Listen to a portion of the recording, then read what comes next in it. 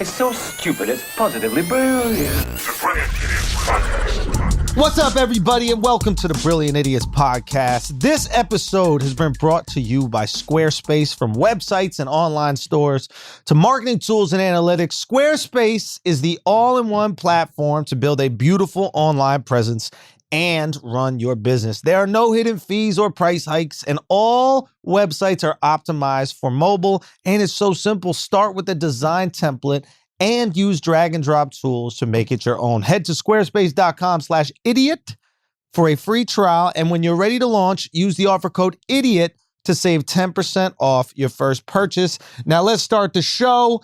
What's up, everybody? It's Schultz here. We have some special guests in the building. We have Mouse Jones, everybody. Mouse Jones is here. Yeah. Okay. Big fan of Mouse Jones, friend of the podcast, family member even. We also have Akaash Singh in the building. Yeah, hey. We are here. Wax and Charlemagne are on vacation or some shit. Where they at, Taylor? Charlemagne's on vacation. Wax still got COVID? No, he just couldn't make it. He just couldn't make it. Okay, well, that's great that he has his priorities.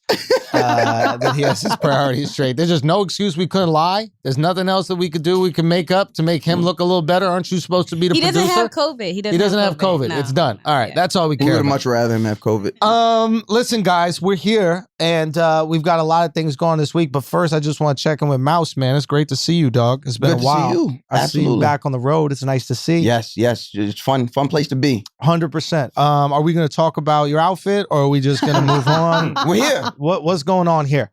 Man. Did you wear this because you knew you were going to be in a comfortable place with me? Yeah, I figure, listen, Andrew dresses very comfortably. Is this appropriation? Yes. Are you appropriating Farmer culture. my culture? Not your culture. It's really not my culture, not yours. isn't I'm it? closer to it than you. Yo, that's true. I'm a Texan. That's a Texan and an Indian. And Mad an Indian. farmers in India. Yeah, 100%. Who I support fully. Yes. Well, I just want to feel at home. You just want to feel at home. Okay, well, you're here. Well, if you're listening to the podcast, Mouse came here dressed as Kyle Rittenhouse. So he's really Kyle Rittenhouse. Kyle Rittenhouse is in the motherfucking building and somehow killing it. I got to check out one of your shows, man. I always text you when I see the videos on Instagram. Videos are wild. Yeah, it's just crazy, man. You guys got the best job in the business. Listen, I do a job that nobody in the world could do. Okay. Like, there's a lot of hosts. Well, I don't even think there's hosts anymore. And I know this is going to sound like bragging, but hey, Taylor. Taylor, you have one job. We're recording a podcast. You have one fucking job, Taylor. Okay. Didn't know if you knew we were doing a podcast. Yeah. So I do a job nobody else could do, right? Yeah. When it comes to hosting, yeah, that's debatable. anybody, no, Son, nobody else could do. debatable. I'm waiting for the explanation. Yeah, Nobody can do what I do. Okay, tell me why. We're not hosting. Anybody can get on. I don't even think anybody. Some people can get on stage, Yes. and get through a show, bring up other people. Yeah. Move. I do a job that nobody else could do because it doesn't matter if I host a party, doesn't matter if I host an event, fashion show, whatever you want to call it. The time I'm on stage, it's going to feel like a show just for that person. Oh. Just for that person. It doesn't matter who. It's literally impossible for you to try and encapsulate and have anybody else do it. Really? You will have people looking stupid. Really? Why Promise is you. that, though?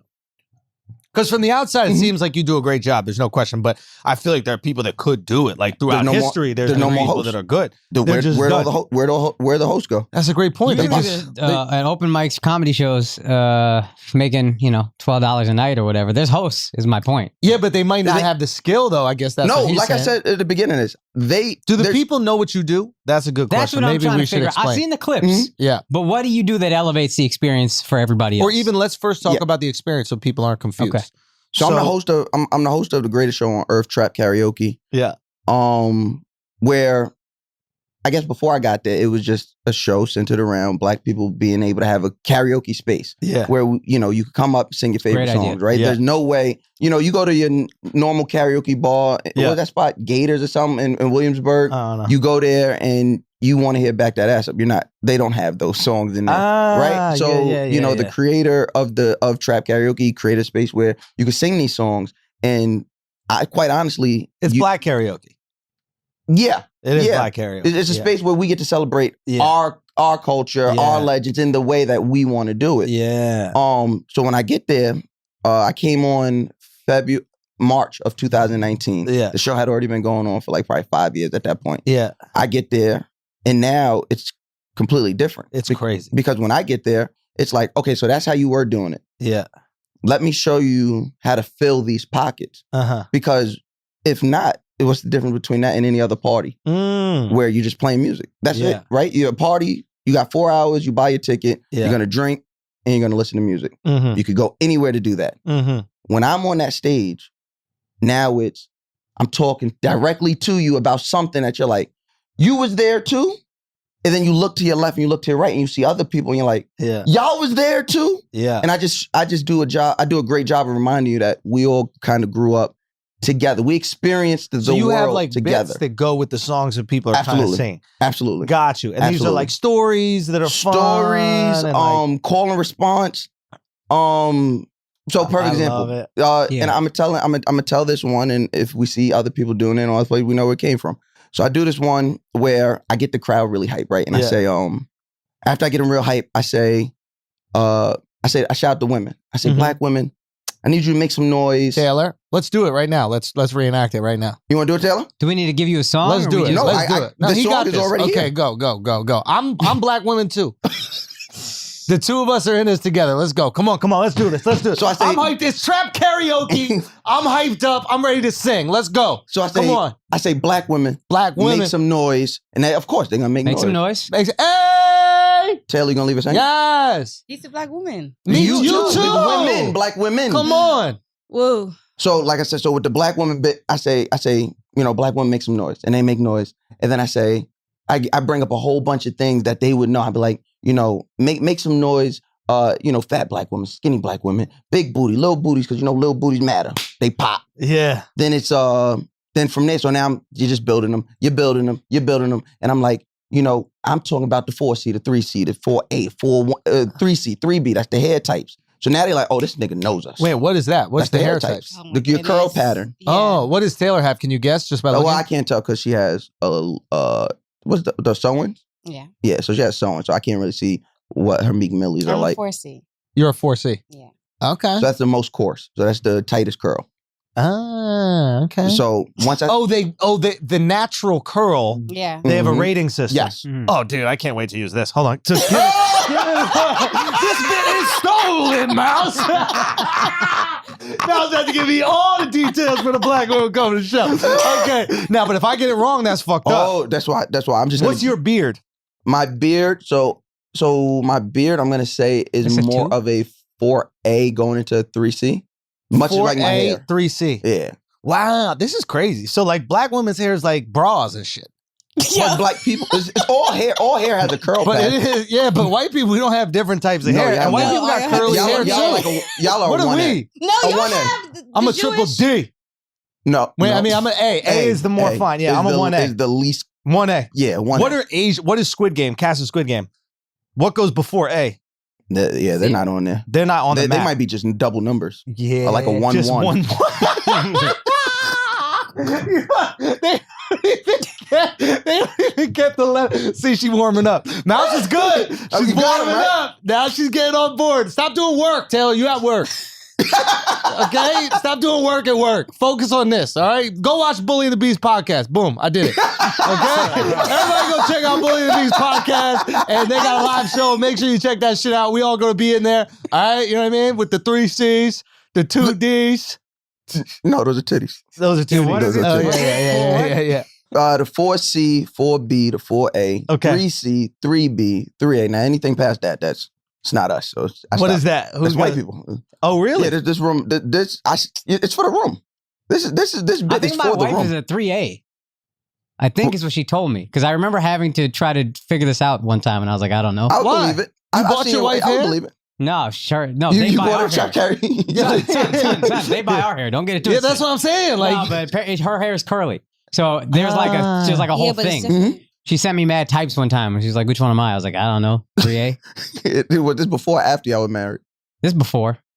You passed. Yeah. oh, this is fire. Okay, this is good. Yeah, and then once they're built at that point, because once I say that, they're like, "Oh, he knows us." Yeah. Mhm. They're up there. So I attack trap karaoke much like, you know, you could attack this shit like a party, Yeah. or you can attack it like a show. Yeah. And that's what separates us. So you make it a show. We make it a show. Me and the creator, we make this thing a show. We sit down, here, we're going to do these segments. Yeah. It's going to go from here. We'll have him here. Yeah. We'll hit the R&B. We have him here. Yeah. Everybody and now the enjoys people are involved in the show. They're not just watching the show. They're a part of the show. Because it's not ours. It's theirs.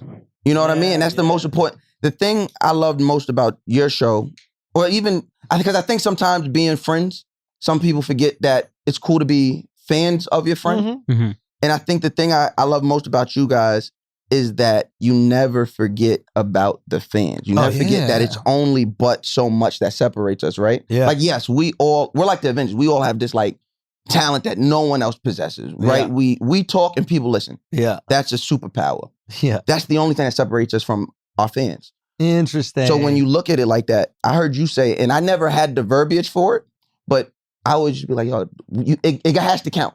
And I tell people that in the beginning of the show, every show, I'm like, it took you 7 days to get here. You waited, you had to deal with whatever bullshit you had to deal with at work. Babysitter, you had to found a babysitter, you found an Uber, you found the dinner. You did all of that, and then you paid $80 for these tickets. Yeah. I'm gonna make these next 4 hours worth it. Yeah. And I heard you say it right before the show, and I was like, and then I seen the show, and I was like, there it goes. They got their money's worth. These people got their money's worth. And that's all I care about. That means a lot to me, man. It's always meant a lot to me, especially like when you got people coming out for you. It's one thing early in your career where you're performing for strangers, right? Yes. That they were just like, I need to do something. I need to get out the house. Absolutely. And then they're there, and then you got to win them over. But like when people plan their whole weekend around it, people they fly got a in. hotel, they got flights. That's the craziest part. That's when I said I couldn't take this shit for a joke. Yeah. Right? Like I came in probably a little elevated than the last host because I was already me when I got there. Yeah. Right? I didn't trap karaoke just helped solidify me. Yeah. It became like a commercial for me where like I get to be in these cities. So somebody who didn't think they were gonna see me until Guys Next Door went on the road or until BET or All Star came today. Oh, I get to see Mouse this weekend because trap karaoke's coming. Yeah. So now once I started realizing that, and once I started realizing like, oh, y'all are coming for me and you're leaving with this experience. Yeah. So you don't know, right? So now there's no way of me knowing when I hit that stage who's here for me and who's here for trap karaoke. Right. I just got to flip it and I got to make sure everybody's one. Yeah. And you started realizing that once I got on the tour and there was these lines, right? Yeah. We live in New York. We're used to seeing celebrities. We're used to seeing people we're fans of. Yeah. So when it turns on you, you're kind of like, that's cool. You don't think nothing, right? I see somebody see me, oh, you was on Brilliant Idiots, or you was on Breakfast, or you was here, you was there. Oh, Guy Next Door, I love it. We're in New York. You're used to that. It wasn't until I seen those lines after the trap karaoke show. I'm like, what the fuck is this? What we doing? Yeah. They here to take a picture with you. Yeah. Lines, 200, 300 people. Yeah. After the show is over at 11. Yeah. We typically don't get out of that venue until 1 because I'm taking pictures. Yeah. I was like, oh, I can't waste these people's time. Yeah. I'm not about to play with y'all. Yeah. So so it doesn't matter if I'm on trap karaoke. It doesn't matter if I'm doing courtside studios for Mountain Dew. It doesn't matter if I'm doing the BT experience at the Staples Center. If I touch that stage, it's gonna be worth it. And these venues that you guys are doing look pretty big. Like it looks like you got all theaters.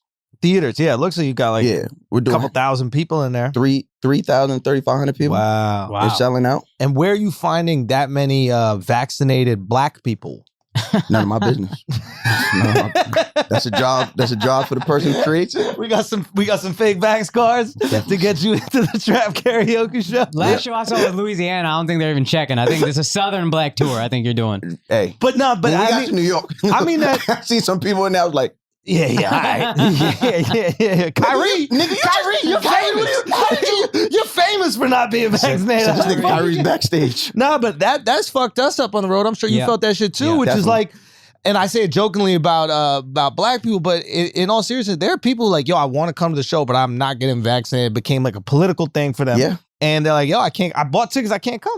That was New York. It kind of hurts the diversity of the show. Yeah, because I want those motherfuckers there too, because that energy is interesting. Yeah, I want those conflicting. Yeah, that's the tension. That's the thing you like to play with. Absolutely. Like, one of the things, I mean, you've seen our show, but like one of the things that I love about our show is like everybody's there. Like it's the most diverse show in comedy. Yep. And the reason why we can say all these jokes is because everybody's in the room. Everyone's in the room. It feels weird if someone's not in the room Right. to talk about Right. that. But when they're right there, you making that joke, Yes. We just it's talking like shit about family. you're right there. Like if he's laughing, you can't be offended on You behalf can't be, of him. yeah, you can. If I she's can't laughing, believe- you can't be offended on behalf of her. Like, Absolutely. hey, we're all in this shit together. It is what it is. It's Absolutely. like whatever my homies tell me about like the army, like the experience in the army. Like once those are your brothers and they're keeping you alive, Right. all the barriers go down. Oh yeah, absolutely. Like Absolutely. it really does become a family dynamic. Yeah. Only everybody looks different, but it's like, yo, these jokes are gonna fly. Yeah. Boot camp was one of the only times where I realized Oh, that. that's right. You were Yeah, in Navy. Oh, that's So right. when you realize, Did so when not you know go that. overseas and you realize that and you see that, the only thing that separates y'all. I didn't know you is were Facebook. overseas. Yep. Get out of here. Yep. Kill someone. What are you doing? Come on. What are you In the name of How you gonna country, kill dog. people in In Long the name Island of and not do it overseas?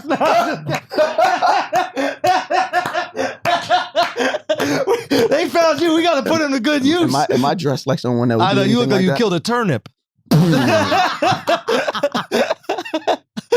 Wait a minute, were you really overseas Yeah. like that? Yeah. And like getting it in? Where? I was attached to teams that was getting it in. Okay. Pause. What was your job out there? So I was a HM, so I was a corpsman. What does that mean? So a medic. That would be the best way to put it. Is a Oh, medic. really? Oh shit. So So- you're just with no So I was in Italy for 6 months. We did what was that? The Ramage was out of not Newport News, Norfolk. So we did Bahrain. We did the Straits. We did where else the fuck we go? What's that place in? It's near Greece, but it's not in Greece. It's off the coast. Sardinia? Not Mykonos. What's that shit called? I don't know. No idea. I always fucking forget this spot. Doesn't matter. You could say Doesn't anything, matter. we would believe Yeah, you. we don't Yeah. fact check here. Yeah. But no, it wasn't the craziest thing. Yeah. But to your point, when you're talking about people from vastly different places and Yeah. typically would not even like each other, Yeah. and then you happen to like each other, Yeah. and then you come home and you realize, no, I don't like this person because you see their Facebook post. Yeah. Literally, it's but there, Facebook that is was what your homie. separates you. Oh, there you're like, Bro, my boy's a Marine, and he said he's like, dude, one of the coolest things about the Marines was that I made like really close friends with all these people that I would never be friends with outside of it. Mhm. Like one of his boys who like does his accounting, not even counting like investment stuff, is like this like Mormon dude with like 10 kids. And he's like, when in my life am I gonna connect Mhm. with a guy like that, become best friends, and then just trust him with my future, just Yeah. give him all my money? And it's the Marines. That's a specific place, or the military. I'm trying to think of other types of situations. It's think gotta shit be a like life this. or death type thing. Even if Yeah. it's not life or death, it could get like stakes got to be high. Yeah. And then everything else is less important. something about life or death, like it brings all of your it cuts away the bullshit. Yeah, dumb shit like race matters Right. when there's no stakes. Yeah. When we got real stakes, bruh, I don't give a fuck what you look like. We got things to do. Well, because it just becomes good guy, bad guy. I don't know if race is the one that.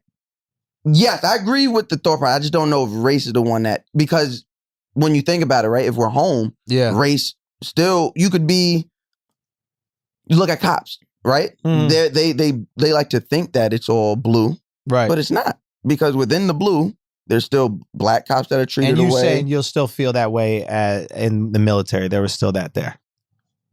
Yeah, because you realize, okay, those guys are over there. yeah. These guys over here. Look, I see that. Like people are gonna couple up naturally. That's gonna Mhm. happen. But like when it's go time, when it's like war time. When bullets flying, you just want to go home. Yeah, It's the good higher the guy, bad stakes, guy. Yeah, the you less just everything wanna go matters. home. In every one of them movies where like the aliens come, like the first thing we do is call China and Russia. We get on a group call and we're like, "Yo, are we friends now? Can we take out the aliens?" And everybody's like, "All right, we're gonna take out the aliens." It's like that's all we need for everybody to get along. That's the whole Independence Day. That's So the just end of invite the Independence aliens. Day. It's every movie with Yeah. aliens, right? We literally just need a bad guy. I think The Watchmen or something had a plot like that. Like if we had a fake alien bad guy, and it brought all the bad guy. I mean, it brought all the heroes back together. yeah, Yeah, that's all we need. One but fake clearly bad that guy. doesn't work here. Say what? That doesn't work in America. Why? We have the aliens and we still are separated. Nah, because we don't have aliens. We just got the ships. What's the war for? I don't know. Like, I don't even believe in the aliens thing. The aliens got to present a threat. Just because we see aliens, we're not gonna freak out. If they blow up a fucking building or two, then it's like, oh, we're at war. We don't have time. But they just gotta hurry up then. Yeah. They just gotta hurry up. Yeah, just get it done. Yeah. Hurry up. Blow some shit up. Let's go. Just wait till this tour is over. Yeah. Let us get it in first. Then you can fuck. Then you can fuck some shit up. Bro. Let's re up after this pandemic fucked us up for a Real year. talk. How fucked up would that be if you're an alien, you travel like light years and you got here like when everybody's quarantined? Right? You're like, man, Earth sucks. These motherfuckers don't leave the house. Like, no wonder they didn't discover us yet. Like, They've been here. They left. Exploring, Yeah, They left. They were like, yeah, no, I'm out. Trash, right? I'm out. Maybe that's why we're seeing them. Maybe they got cocky like that. I don't know. You think about aliens? Do you believe in aliens? I do. Really? Yeah, just probability to me. It's like we can't be the only thing here. I know that's what generic. That's what everybody Do you says. think they look but weird? It makes sense. I don't know what they look like. I don't know if they Okay, could be let me mad small, they rephrase could that be question mad because big, it don't whatever. matter if they're it don't matter if aliens exist or not if we can't see them, right? Mm. It's Do you think they're on Earth right now? Yeah, that's the question I want to ask. Or if not right now, they've come. I think maybe. I think. And yeah. I see that, Tara. I'll get to I that think one I second. think they left when Trump left. You think? Why? Why? I think Why? they stayed. They were got entertained, bored. and then they Right. got bored. Yeah. I got all this. All right. Yeah. This roll credits. Yeah. This guy's sleeping through meetings. I mean, I'll go home for There's this. this is the close. Yeah, let's go. We're out of here. So Taylor brought up an article. It said aliens could come back to Earth by traveling back on our own spacecraft, scientists warn. I don't even know how that makes What sense. did that make? Yeah, I didn't understand that. If we can't get to them, they can't get to. They're They're not saying getting there's some back bacteria that could like attach itself to a spaceship that as we explore Earth and explore outer space and fly to outer space. Let's say we land on Mars. Some Yeah. bacteria could fucking attach itself to that ship, flies back in, Like and it Spider-Man, survives. the symbiote. Like It's Yo, a did venom you suit. guys hear that Spider-Man No Way Home tickets All gone. were going for $10,000, yo? I think people are just listing it. There's no way anybody's buying. That's it. No. It's a fake price. It's when you list your house. You don't think somebody? There's a whole fucking Comic-Con thing that happens every year, twice a year, in every city. You don't think somebody's paying $10,000 for? Not when you can wait a week to No. spend $15 on it. Yeah, no. No. We can do the same thing about sneakers, clothing items, and people still. Not sneakers. Sneakers sell out is gone. Son. No, you could just wait. I didn't get off whites when they dropped, and now they're going to be fucking $40,000. Yeah, you're the victim. I'm the victim here. Yeah. Can't relate. You know how long I kept this a secret? Can't relate. It's fucking devastating. I'm Isn't that devastated. fucked up? You made Virgil's death about you, dog. Son, who else it about? How the fuck you make Virgil's death Who about else you? could it be Just about? spend the extra $2,500, bro. The guy deserved it. It don't go to Virgil. Yo, do you feel bad? Do you feel I bad? have mine. So I'm No. good. Do you feel bad about criticizing Virgil for donating No. $50 to Black Lives Matter back in the No. day? No, you What? ain't shit for that. You ain't but I shit also for that. didn't. You I ain't shit also, for I that. You also should give me your sneakers for that. Facts. my foot's too big. What's that? I don't know. No, man, What's I up? probably wear the same. Yeah, size. what's up? I tried to use my black card then, and it didn't work. Yeah, call me on it. Taylor might be able to fit them motherfuckers. Taylor, do you remember? You tight on that. Come on now, bro. Taylor, did you criticize Virgil for only donating $50 to Black Lives Matter Yeah. back in the day? Yeah. You did, and that was fucked up because you know what Why he was is doing. it fucked up? He was fighting cancer. No offense. Yeah. No one knew about his cancer. You don't respect Virgil Abloh because you've never thought something and not said it. Wait, what? Yeah. That's good. Yeah. That's good. Yeah, exactly. I never. Wait, say it one more time. You know how you'll be on the podcast and then you'll just say some shit you don't need to say sometimes? Virgil didn't do that. He said something, he had something he could have said and he decided not to That's say it. great though. Not great, but I'm saying as in like that's fine. That's noble. That's admirable. I believe it's admirable. I think it's dope. Yes, it's dope. Truly. Because you don't want people to. It's the same, I guess, reason as Chadwick Chadwick. Boseman. Yeah. But I mean, we're also but you're not black. like Like you said, why are you only giving $55? because not every black He person gave believes money Black before Lives that. Matters. But he also Look at all the cops. That's crazy though. Well, he also gave $25,000 to like the bail to get black people. bail out. Okay, reform. so I Yeah. didn't know that. So Yeah, but Yeah. see, you didn't know. But he that's why. criticized. But that's why it pays to shut up. Facts. It How pays much, every time to shut up. how much you donate to Black Lives Matter? Lie. 500. Don't do that. I did Oh, do 500. shit. You gave 500? Oh I shit! have people that's That's like it? a part of it. 500? You're so $500. You've been black your whole life, and all you can give is Son, 500? that ain't First shit. of all, That's Yo, fucked up. Can I be honest with you? Shit. That's some real 2A behavior, yo. I'm not gonna lie. That's some 2A behavior. I thought you were more 3C type of girl, but that was some real 2A behavior. Oh, that might have even God, been that was 1A. good. That's some real 1A donation. $500 to Black Lives Matter. That That's might 1A. be why you lost the Schultz in the foot race. That's you were running 1A for sure. Yeah. Yo, Because a 4C would have smoked his ass. I ran a 4C. I was running so fast, my hair curled up. You didn't see me. I was looking like Bob Ross. At the end of that race, I just started painting for no reason. just out of nowhere. That's what I do. Oh, shit. I was froed up after that.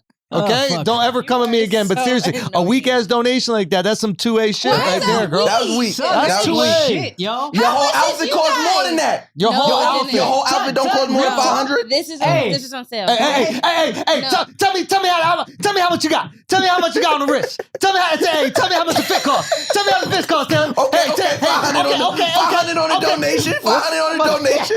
What's that guy's name? I That guy don't know his cracks me name, up. but that shit is You know what I'm talking hilarious. about? Yeah. He's with the Brad He's like, Pitt, you know what I'm saying? you're like, okay, 50,000. Okay, what you got on the 50,000 wrist? What you got? Okay, tell me. Talk to me nice. How much for Talk the to me sneakers? nice. How much for the sneakers? Oh, okay. 25 for the sneakers? Yo, he got to pull up on people and ask about BLM donations. Ask Taylor He gotta first. do that. How much for the... Okay, 500 on a donation. How much for the bail? How much for the bail money? Okay. Talk to me How much nice, is y'all? Taylor. Say what? How much did you spend? I give my life. I gave 10,000. I give my life. I gave at the very least 500. I think I gave 1,000. I And think I I'm gave- Indian. Yeah. Pretty- How come I think Black Lives Yo. Matter more than you, Taylor? You have more money than me. That's a good point. Wow. She Wow, probably we got you gave, there.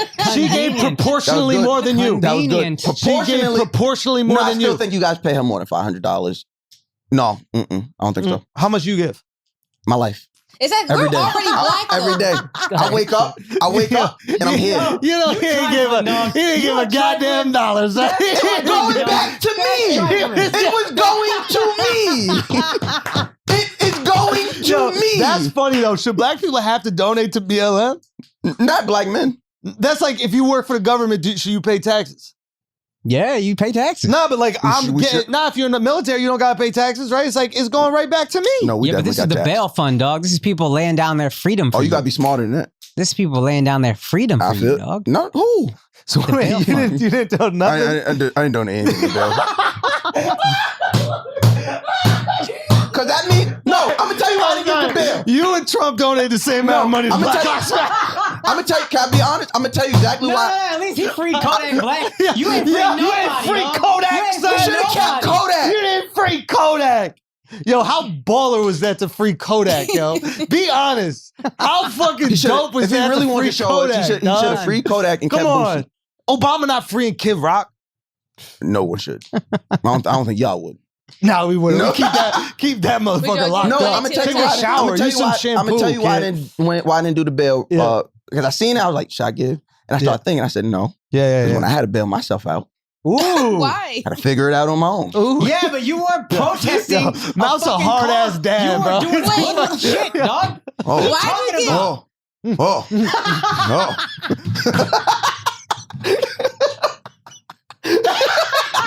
That's what I was doing. Wait, why did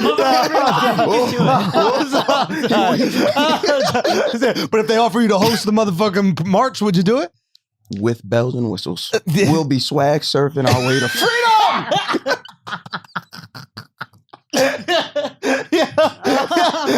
They gotta have Mouse host the next BLM march. You son. ain't shit, I'm Mouse. donating. Who bailed me out? Me. I did it. Why were you in jail in the first place? Taylor! Your business. That's the point. No, that's the point. What? Taylor, That's the yeah, point. why Yeah, was he that's in the jail in the point. first place? Because of an unfair fucking system that you donated $500 to. Yeah. If you would have donated The maybe patriarchy. 1,000, maybe I wouldn't The have been white cis That's true. Both patriarchy. y'all ain't shit. That's true. Both What? of y'all I could do. ain't shit. I can do it as long as she goes down. Wait, no, for real. You for real. really are the worst. Hold on, Al, how much you donate? Al's for Give her real. the fucking cop. You gotta donate extra. You gotta donate extra, bro. Nah, I donated my time. But To locking us up. Yeah, that's what you I were was talking about. Yo, donated my time. Son, there's some poor black Nigga, dude Alex was around in the he court. right here. The poor black dude in the court. I was looking the other way. He's fighting for his life. Alex was the He worst. gets a little bit out of hand. Al running up to it. Calm down, sir. Calm down. was the worst kind. Alex was the worst kind. Alex was Resisting arrest. no, he'd be like this. Alex was a fucking bailiff, so he'd be over there like, Son, you can't be on your phone. Bitch, don't put me on fucking blast in front of this fucking court. I already look crazy. I done wore my glasses trying to look smart. Yeah. I got this too big suit. And now Alex look innocent. And now Alex just put me on fucking blast. They don't think people with glasses commit crimes. He be whispering, yeah, these glasses are fake. Lock them up. Lock 'em. Alex, you're fucked up. It's fucked up, Al, that's Alex. fucked up. You should donate your tour earnings to fucking Black Lives Matter. You see how white people do this shit, WTF? bro? Do you see how we just divided right now? We got all the black people fighting amongst each other. This is fucked up, You man. let them do that, son. You let them do that, man. What's wrong with us whites, bro? Come on, Mouse. What's wrong with us? Oh, damn. That's where I draw the line. You're not gonna listen, get Mouse, dude. say You're what? not gonna get him on any of that shit. I know, You're not he's gonna get him- good. Yeah, you're not gonna get him admit he's white, donate money to black people, nothing. He's ungettable. He's ungettable, bro.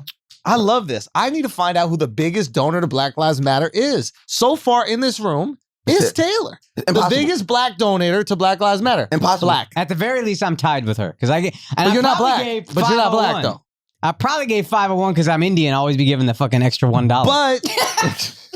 But you're not black, That's an though. Indian tradition. You keep not listening to me when I say this. Of the black people. Oh, of the black people. Yes. But yeah. of all the people, y'all ain't shit. No, I once again, donate I donate wake more up than every that. day. I donate more than that. Oh, so there you First go. of all, I donated more than everybody. I bailed out and never got that money back. Therefore, You bailed yourself out, dude. Because of a system. Of a system Are you that fucking paying forced him to attention, rob Akaash? people on the streets of Suffolk County. Jesus Christ. Because of a system. Nassau or Suffolk? Both. Son, you live on Long Island, bro. You live Come on on. Long These Island. nice cul-de-sac whites I know, terrorizing dog. them. They deserved it. Did they? No, that Yes. I believe. But you lived on Long Island. I don't buy your struggle story. No, Long Island's struggle? kind of rough, dude. Yeah. What struggle? I was on that. Wait, tell Because what of a struggle system. Story? Because of a system I had to do. I'm a black man no matter what. Exactly. No matter what system I'm in, I'm a black What you man. mean? What do you Yeah, yeah, mean? but you don't got to sell drugs because you're a black guy. I never sold drugs. Never sold drug day in my life. That was never my thing. Oh, Never, what was ever. your thing? do? Oh, what are we doing here? Andrew, we've had this discussion off air. That's exactly where it's going to stay. He thought he came so far, came in with dungarees and shit. I Like, we tried don't to know calm exactly him. what the fuck he's been doing. Okay? With his Of Mice and Men outfit. Yo, you need to be Lenny from Of Mice and Men, just petting some fucking 1A. So soft. It's so soft. Mouse. Oh! Oh! Chosen one, dog. I'm a motherfucking chosen one. Yeah, yeah. I'm the motherfucking chosen one. Y'all might be the Taylor. greatest. Y'all I'm might be the just greatest. saying, bro. Mhm. Let's do an ad. Okay? This episode has been brought to you by Black Lives Matter. Okay? You know who's paying for this ad? Mouse motherfucking Jones and Alex Media. This is their contribution to the Black Lives Matter movement. Okay? The least that they could do is also brought to you by Blue Chew. Okay? Blue Chew, fellas, you need hard dicks out there. Okay? You need hard dicks, especially if you go into these crazy trap karaoke shows. I mean, it's nuts out there. Like, there's so many girls, not enough dudes to satisfy all the girls. So if you're going to be one of those dudes, you might be taking home more than one girl. That's a fact. Is that a fact? God is good. God is good. All So the time. if that's the case, you got to be ready to go, and you're going to do that with Blue Chew. Blue Chew, okay, is the hardest dick you've ever had in your life. Same active ingredients inside Viagra, Cialis, but this is the chew. This is the one we're on, and this is the one that's going to get you through trap karaoke the way you need to get through it, okay? And you're going to get it for free. All you got to do is use the promo code IDIOT. The promo code IDIOTS. All you got to do is use the promo code IDIOTS, and you get it for free. Just pay $5 shipping. BlueChew.com. Promo code IDIOTS. $5 shipping. You got the best dick of your life.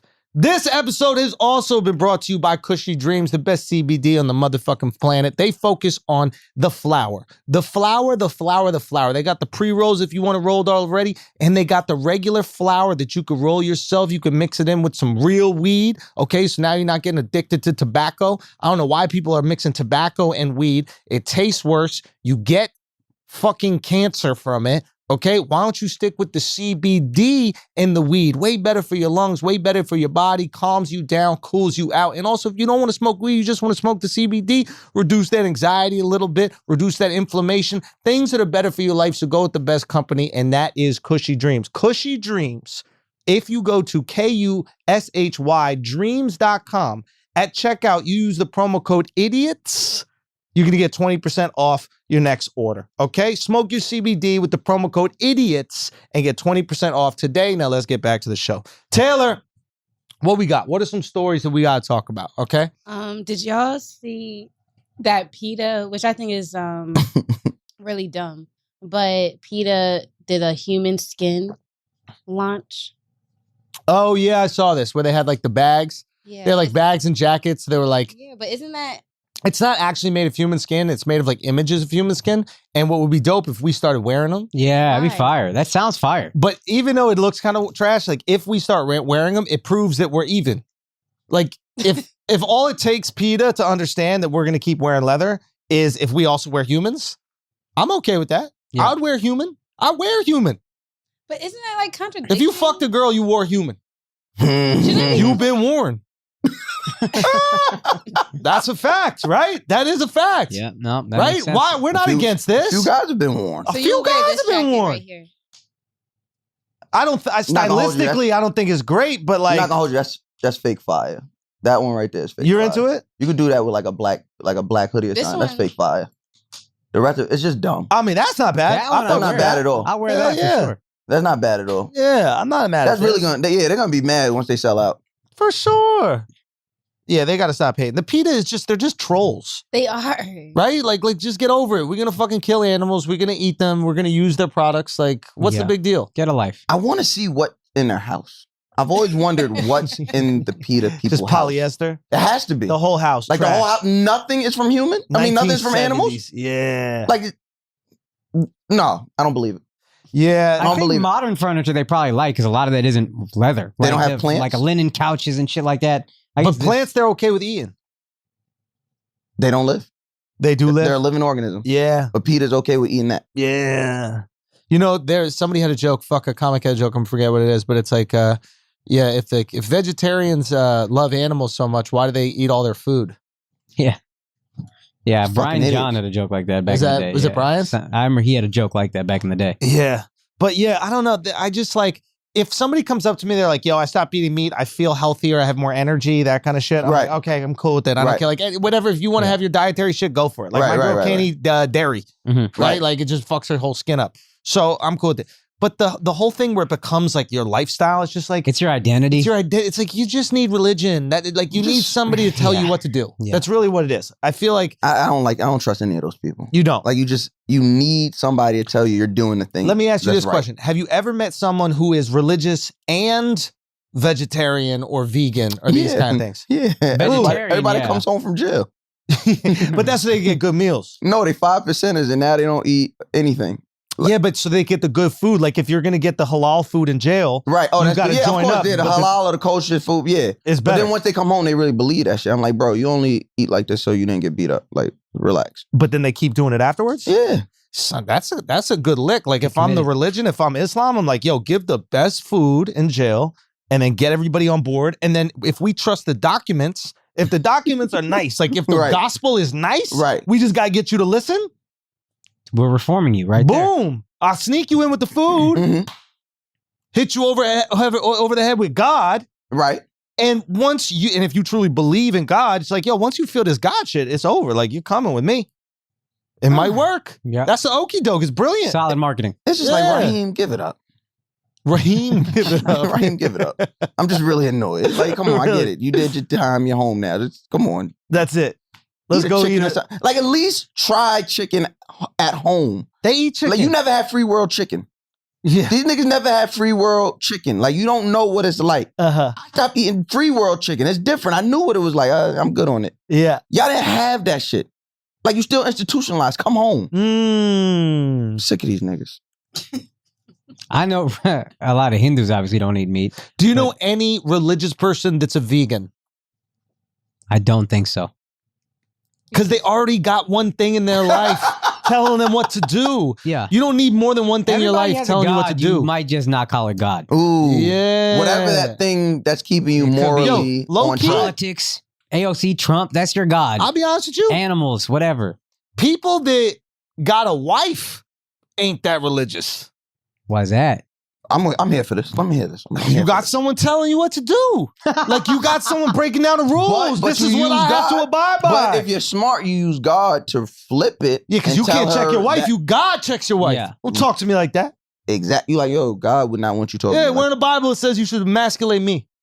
oh, you're not giving out pussy? Where's that in the Bible? Yeah. And not tonight. The Bible never said that. Never said that once. Read Nowhere up. in the Bible does it say you're not in the mood. It's not there. It's not in any other text. Yeah, None of them. Mood? What do you mean? You got saliva? We're talking about moods here. Why we got to be in the mood? Why we need music? We don't need any of those things. That's extra. That's added bonus. Why we adding all these things and complicating shit? Let me ask you this. As somebody that's about to get married, I'm almost married. are you scared at all? Like, we make the jokes. We've been Yes. cracking the jokes for years. Yeah. But there comes a point where it's like, whoa, I'm about to have to like live with this person as my person forever. Is there any part where the jokes now hit a little different because you're like, No. Yeah, I didn't feel No, it. I either. don't. Me I don't neither? feel it. No. But I also have like I think a different outlook on marriage. Okay. Which is like, I come from a very fortunate where like my parents are still together, yes. and You didn't have to look at me when you said that either. Like, I my want parents are still I together. want you my to parents know. are still together as well. I want you to know. My parents are still together. Okay, no, You isn't didn't that look crazy? at Akaash. You looked at me like, I come from very fortunate. No. My parents are still together. Isn't that all? So all three of our parents are Yeah. still together. Yeah. How well, random is that? technically, I have a stepfather, but he's been there He was since the I one was who 6 raised years. you. Since I was 6. So I've always Interesting. had a father. It lasted. Yeah. If it lasted, it lasted. So Yeah.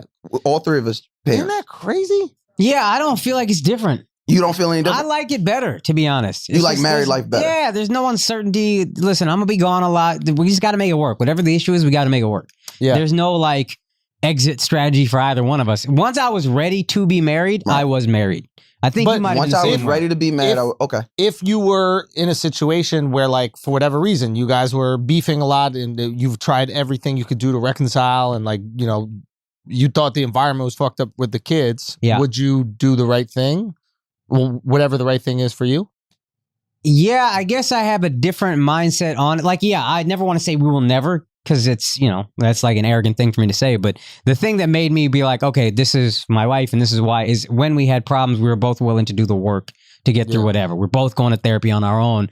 If we have to do couples, we'll do couples, whatever, like that. We worked through so much shit early on because we both came from not the best. So it's like, all right, well, now we know we're willing to overcome whatever. That's my wife. And that's what I was saying. Once I was like, okay, this is my wife, I'm going to propose to her. Mindset was My already- mindset was I'm married. Yeah. And now there's like, now that That's we're what, I actually think that's married. what it is. I mean, I was married when I proposed. Yeah. Okay. I think for men, Yeah. once- I think that's what it is. I, think I always say that. It's typically- like, once I made that decision that I'm marrying you, then that's Exactly. it. It's And I think typically, and I can only speak from like the ones I've seen.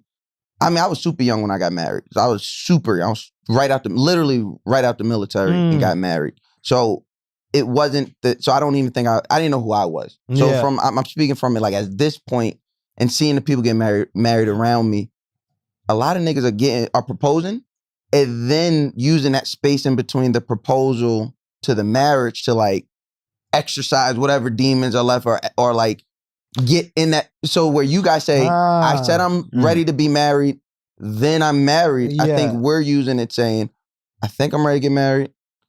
I proposed. She said yes. Now I'm going to get ready to get married. so fidelity starts at marriage for some people, for some people, and that's the hesitation. yes. Whereas for us, fidelity started when When we you were were like, ready. yo, we're boyfriend, girlfriend. Yeah. That's fidelity for me. Yes. We're boyfriend, girlfriend. hmm And then marriage is just this thing that girls want.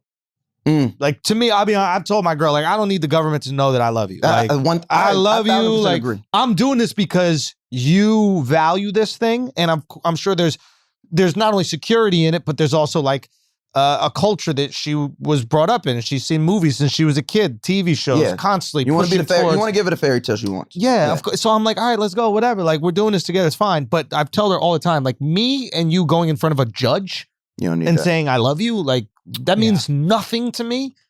Zero. Like, it is actually stupid. Yeah, it's stupid that I need to tell. It's not Cuomo, but whoever this governor now, like, I need to be like, hey, I love my wife, and then she goes, I'd be a little okay. worried if Cuomo Actually, he might be on your side. Are you sure? let me sample the goods. Let me see. I don't think it's about the love. Well, it's also stupid for us financially. Exactly. That's where it's stupid to us, because it's like, this is my money I'm giving up. Right. Yeah. But essentially, once you say... It's like we're opening a business and I'm putting up all the money. Yeah. You know what I mean? If that shit folds, I walk away half as rich. You walk away twice as rich. Yeah. And that's the fucked up thing is that, like, because I was going through this even with my girl with the prenup shit, is like, if I... So you guys did get a prenup? No. I said we wouldn't get a prenup. And she wanted to like prove it? I just said I wouldn't do it. Okay, we're going to get a post-nup, but she didn't see that coming. So basically, you should have thought about it. No, but the fucked up thing about a prenup is, all jokes aside, the fucked up thing about prenup is that you got to look at your girl and you got to be like, here's this piece of paper that says, I think you'll never be more successful than me. Because if you thought that she would be, you would never give her the paper. Yeah. The paper says, hey, there's a limit how much each of us can get from one another because I got so much. Look at progressive Andy. I'm just saying. So it's a fucked up. Now, my girl's in business school and shit. She got money to make. Right. So it's like, that's a difficult thing. If my girl was just like, yo, I just want kids. That's it. I don't want to work. I'm good. You hold it down, which is also great. I support that 100%, and I'm down with women who want to do that. I'm never going to fucking shit on a woman who wants to raise a family. Like, that's a full-time Especially when I want job. a family. Especially when I want a family, 100%. But it is a trickier thing. It's not as easy as just going, hey, I got some money, here's a prenup. Because it's for future money too. Right? Yeah. And these girls, as they should right now, are entering the workforce like, yo, I'm about to be breaded up too. And Who they're the fuck running are it you? up. Yeah. So I got to look at them and be like, yeah, but you got a ceiling. You know what I mean? Like, that's crazy. No, bitch, you fucked this up. I'm coming up. And here's the thing. If we were like, I'm older than my girl, you're older than your girl. So if we were the same age, that's easy. I could be like, yo, you had a shot, shorty. Like, you ain't make it. You know what I mean? Like what you want me to say? Like, you 40. Like, you know, where the millions at? But But our girls are younger. They got time. Right. Yeah. They got time like we got time. I wasn't making money at her I age. was fucking broke at her age. Exactly. So I can't even say, yo, I had it when I was yours. I had nothing. I had what you got when you were you when I was you. Less because you didn't have a you. 100%. But even more than lack of faith in her, if I would look, we didn't get a prenup because my girl was with me when I was broke as fuck, so I couldn't really justifiably ask for one. Yeah. But I thought you could have, but it would not have gone. You could have, but you didn't want to win. We always try to make ourselves the hero. Like, she was with me from the beginning. Like, I don't mean shit. JP Morgan, you know JP Morgan. Oh, I didn't say this is what I decided in my heart. I said I couldn't justifiably ask for one. Run that sentence back, and you'll see I didn't have a good leverage point. I wanted to. Yeah, my leverage was limited. She was with me when I was fucking homeless. Right. What can I say to you leverage-wise? Right. So apparently the JP Morgan, like, the bank, obviously. Yeah. Apparently, I think it's him. I might be fucking it up. It might be someone else. But apparently he made his wife sign a prenup when he was in debt. Like he or he had like $100 to his name or some shit, but he just knew what he was gonna be. I bet he planned that out. I bet he's like, I'm gonna go broke, have her sign the prenup like this dummy, and then I'm gonna come up and turn it up. Turn it up. He got that shit framed next to the Constitution. Just two things in the living room. Two most important things in my life. But you were saying, to me, I look at it like in my mind, I think I said to her on our second date or something, I was like, however long this goes, I want you to work as hard as you want, make as much money as you want, and just know I will kill myself trying to make more. Yeah. That's what it's gonna be. And Yeah. you can think that's sexist or whatever. I think I'm just competitive. I want to make more than everybody around me. Right. So Yeah. to me, I would look at a prenup like, I want you to make as much as possible. I'm gonna make more. Right. But not right. because you're not talented, just because that's my competitiveness. Yeah. I like It's that. not about your lack of anything. It's about me and what I think I will do. Yeah, yeah. There's a little baked in.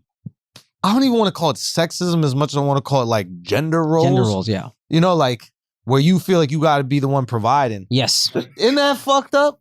We had all the control. Like, in order to pass laws, you need people in government to change the law, right? Yes. And it was all men. That's where the feminist movement comes from.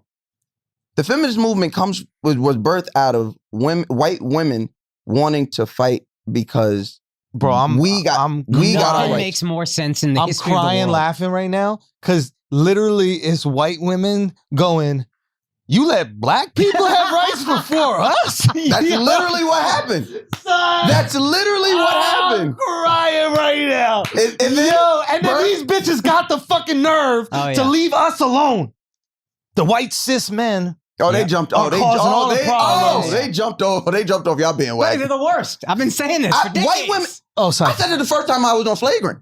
White women been the worst. We vibed on this. White women been the worst. Yo. Well, so here's something I realized that was really interesting. It's like, and I'm trying to like do a bit about it, so I don't want to seem like I'm doing jokes. There's yeah, of nothing, course. nothing Yeah. funny about it, but I'm trying to work about like the thought of it, right? Is this like, have you noticed like who the bad guy is has been getting more and more specific? Like it used to just be like white people are bad, right? Mhm. And then it became like, actually it's just white men that are bad. Right. And then white gay dudes were like, but that ain't us.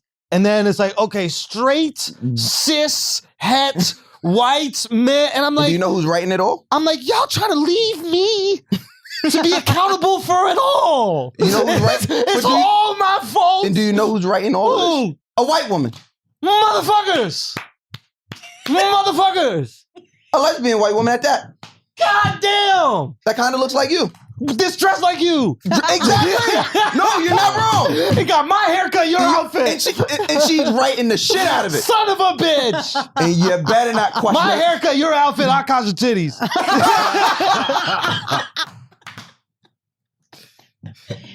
They wish. So we got a whole lesbian on these 3 sofas. When our 4 powers combined. Oh, shit. We get a tail. Yeah, we got- What? Wait, what? Wait, what? No, that's crazy. But that is the sick part of it. But have y'all noticed that shit? Like, No, like, you're 1,000% right. dead ass. Like, I've been thinking about this shit. I'm like, because I see all these white people doing that 23andMe shit, and I'm just like, oh, you trying to find a way out? This is your I am little. 6% Yes, Congolese. They do this, and Beat it, they bitch. find a way where it's not they're no longer accountable. Oh, I'm bi or I'm non-binary. They like do this like. So I don't see it for white people as a whole, right? I want to let y'all. I want all the smoke. I don't see it for white people as a whole. But one thing I will always give credit to white men Mm-hmm. is you never see, whenever it's smoke, they're just standing in it. Oh, race is, it's a joke.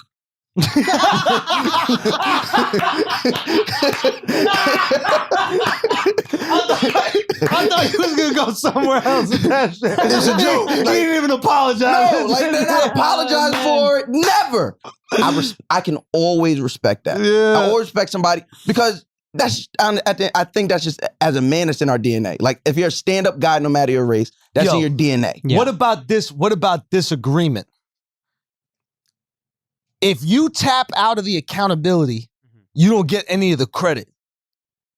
No, because if you tap, even if you don't get the credit, you'll get the credit just based off the race alone. Yeah, you're gonna get You're the gonna credit, get the credit. in life. Exactly. Like you're gonna get the credit in life. You're gonna be able to just kind of like operate in life with the privilege of being Exactly. a white dude, like walk around a store, not being followed, etc. But like, if we're really gonna chop it up and like remove people from the accountability of like the shitty things Mhm. white people have done, shouldn't we also give credit to the good things white people have done, even though I had nothing to do with those either?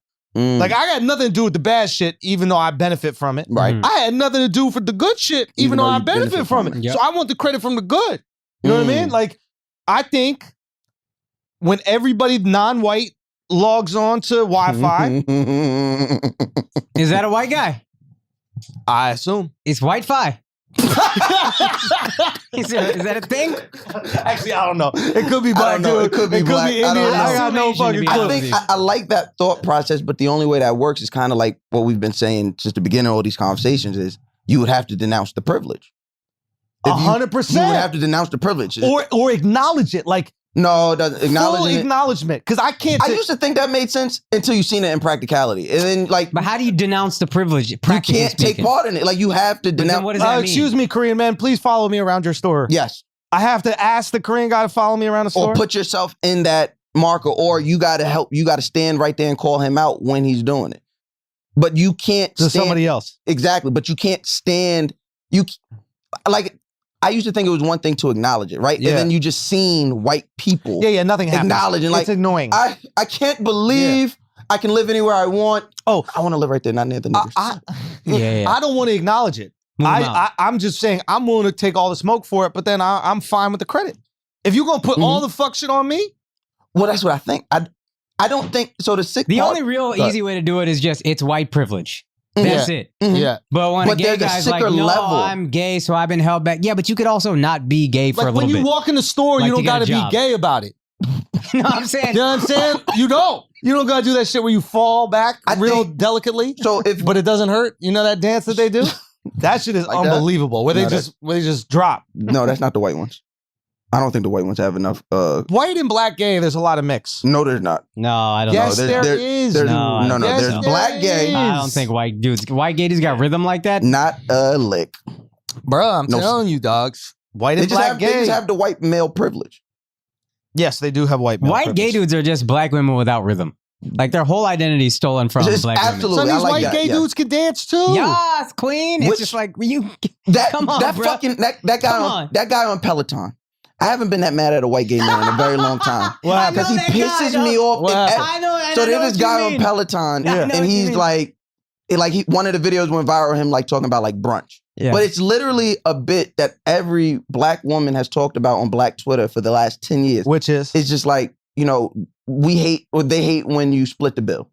Like don't try and account for what you did. We all sat here, we all ate, we had brunch. yeah. And so black women are very much don't be that bitch. Don't be. Don't pay for just what you ordered. Is what you're trying It's to 6 of us split Yeah, the bill. yeah, so yeah, now yeah. he's on the Peloton. He's like, "Come on, we're riding and we're at brunch, and you brought the homegirl that hates that hates splitting the bill." It's like, come on, bro. What are y'all doing right now? And they just kept retweeting. I'm like, that's They've literally. been sliding by on this for a while. I think. And it's like, I hate that part because they say every white gay man says, "Oh, there's a black woman trapped inside of me," and then you start treating black women like shit, and then you start treating black men like shit. I just think if we're So gonna what- call out appropriation at every turn, Every single turn, I'm with it. I think there's a lot of straight, I like, gay don't white think dudes straight- act like I don't stereotypical think black straight. women. I don't think cis hetero straight white men. Oh my god! Are I can't the believe you just biggest- said that. I'm just saying. I don't think He's trying they're to the defend you. Let him- No, let I'm him not hear it. trying. I'm trying to defend you. Go with Yeah. it. I know, but I still don't think saying they're it's the most crazy. dangerous of the white people. Yeah. I think it's white women, Yes, agreed. gay white men, Probably agree. gay white women, Probably agree. then kiss at white men. I think they just do the dirty work. And a lot of them stand next to Trump, and a lot of them are just able, just from history, you're able Okay. to point at and say, So let's wrong. play devil's advocate for the gays. Okay. The white ones. Yeah, sure.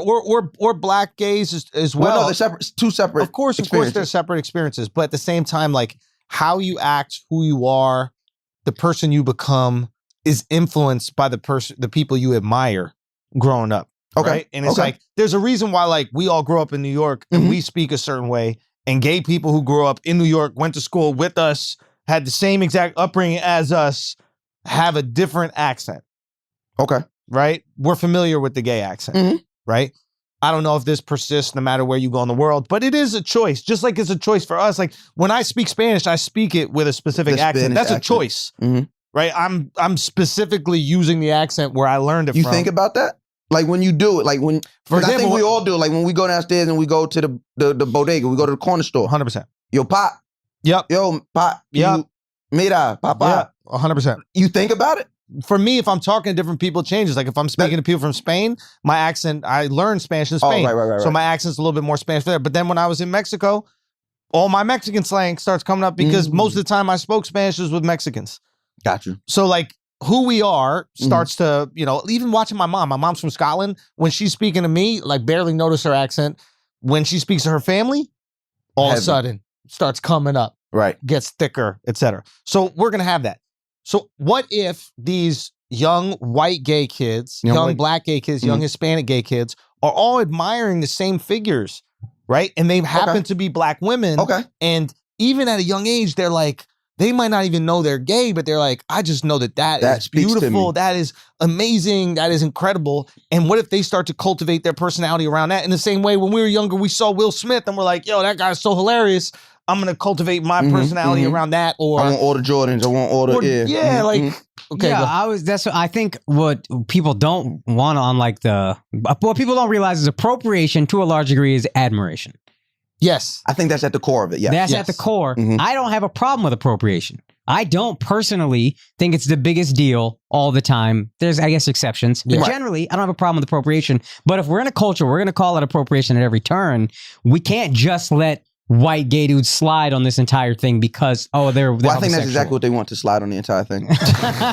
But, they're homosexual, so I can't say anything about them. If we're calling that appropriation, y'all appropriate. I think there's two ways to look at this. Like, one, I 100% agree. And I think you have good perspective on this because there are parts of your culture that are appropriated all the time in your community for, at least as far as I've seen, is accepting of it. And I have the self-awareness to know. Yoga and shit. You know what I mean? It's like... Namaste. You mispronounce it every time. Drives me fucking nuts. How do you say it? Namaste. But at the end of the day, I also have the self-awareness to know there was no Indian identity for me growing up, and the white kids in my suburb were, a few of them were pretty quick to tell me I'm not them. So I picked up a lot of shit from black culture because I was like, well, if I'm not white, I must be this other thing. So I picked up things there. So I've appropriated. We have all appropriated. Yeah. So I don't have a problem with it, generally speaking. But if we are in this accountability of appropriation culture, that's where I get annoyed. So I think so real quick, I think a couple things happen, right? Where it's like, I think there's like a true feeling, I would imagine, of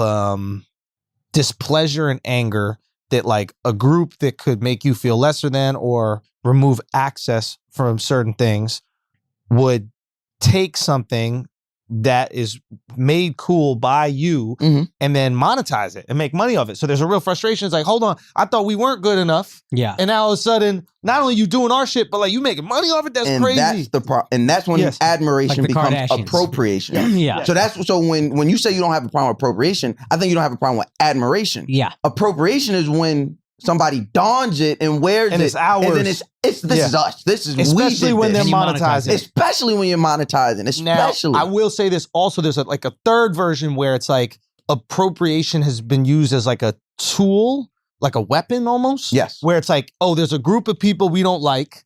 The most convenient way to call them out or take them down is appropriation because we cannot exist in this world in America without appropriating something, bro. Yeah. Like literally, that's the thing. Yeah. You talk, the music industry is... You're wearing a polo sport hat. You never played polo? Never in my life. Don't even know what sport that is. You're wearing overalls. You never been on a farm. I have. Where? Upstate? What are you doing here? No, but you understand it. So it's like, it can become a weapon where it's like, all right, I hate the Kardashians. Fuck them. You see how they're doing this shit, blah, blah, blah. Appropriate, get rid of them. Let's use this as a way to like criticize this group of 50 people. did it. 50 did it to probably the best. 50 comes out. He has a problem with Ja Rule.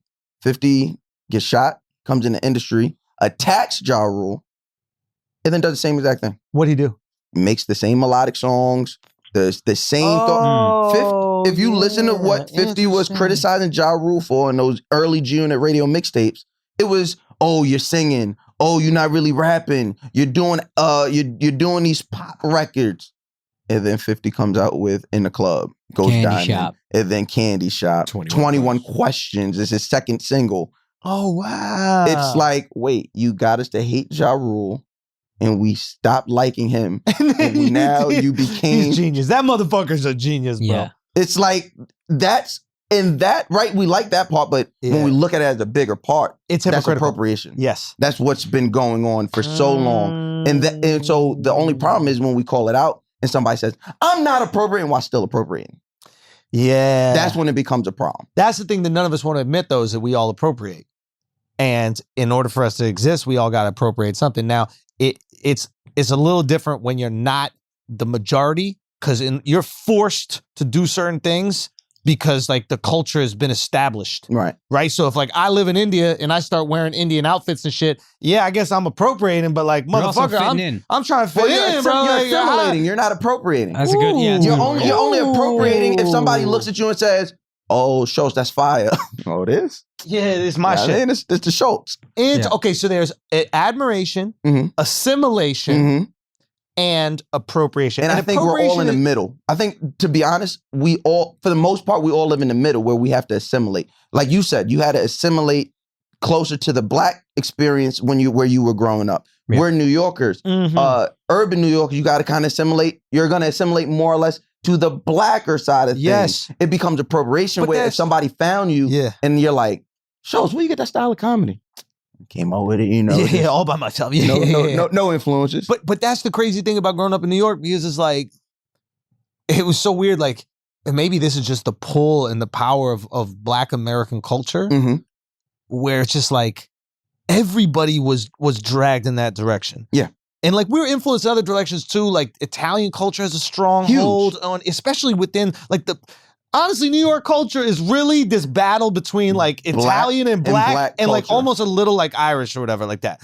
But like, where would the Irish come from? I'm just not well versed in Irish culture. Italian and Irish culture is a lot of times like because they were the two, like union, hard work, bar fight, bar heavy. Okay, got you. So it's like a lot of those stereotypes that we just automatically attribute to Italian are also Irish, but the communities were kind of like I wouldn't even say mixed, but like similar in the way that they developed. They were the white people that struggled, created something. It's always the people that struggle to create the cool shit, right? Because they can't just buy expensive things. Yeah. You have no choice. I need swag. I don't have diamonds. You know what I mean? Like, if I could just buy the expensive thing that gives me value, I would just buy it. But I don't have the money for that. So I got to make Converse cool. I got to make Dickies cool, right? Like, I got to make Tim's the shit. I got to make my work uniform the thing. The thing. Yeah. I always thought about that. Like, growing up, when I couldn't get the Carhartt, I used to think like, why the fuck we want Carhartt anyway? Fucking shit you be wearing. That's what Carhartt man be wearing. But now I love my Carhartt. I be like, now when I finally got it, I was like, I wear Carhartt. I was so happy when I got my car. I was like, man, get the fuck out of here. 100%. I look just like the DSNY workers. So I guess that's but I think we all live in that assimilation part. And you see everybody gravitate towards it, and we don't notice it in the moment because we're like, oh yeah, this is just what it is to be in New York, and like this is how we talk. Like this is how the Asian kids talk, and this is how the Spanish kids talk, this is how the black kids talk, this is how the white kids talk that went to like public school more. I think the private school kids were a little more removed. Complete different experience. Because they never got the experience. They were never going to school. Because the experience happens in school. I think people tend to forget that. The experience happens when you're around your peers. And if we're all poor middle class, we're all sharing an experience. You might go to a better house. You might go home to a better house. But when we're at school and we're walking to school, that's when we're experiencing all this shit together. So the kids going to private school, you're having a different experience. White, black, you're having a different experience, and you're like, oh yeah, that's so cool. Yeah, Tommy went to the Hamptons this week. But when I'm at Empire, when I'm hopping on the train to go to Empire in Brooklyn, when I'm 15, 16, they like, oh, okay, you from where? I don't know where Long Island, but you cool. Yeah. Because we match. Yeah. And it never felt like I'm wearing it. That's where. Well, because you grow up with it. It's like learning a language. It's like you learn what sneakers are cool because your friends got some shit. And then everybody's like, oh, those are fire. Oh, you get Air Max this. I guess Air Max are cool. I'm going to start looking at Air Max. And that's just how you learn it by osmosis. Right. And that's, I guess, the importance of environment. Like, we always talk about, like... Right there. Yeah. We always talk about, like, inclusion and stuff in terms of, like, film and movies. And that is very important. Seeing something that you could be that you didn't know you had access to. Absolutely. You know what I mean? Which is why, rest in peace, that's why Virgil was so big. Yo, Virgil, but, like, the corny one or the hacky one maybe say Jeremy Lin, but like that's real. Like there's an Asian kid that's gonna end up in the NBA because they saw Jeremy Lin. Russell Peters made comedy possible for Indians. We knew it was possible, but we didn't know until we saw him. Hell yeah. And like, yo, even as a white dude, like, I remember when Jason Williams was playing, you know, like the white chocolate. Bro, it's like, it was really cool to see a white dude play ball like how I wanted to play ball.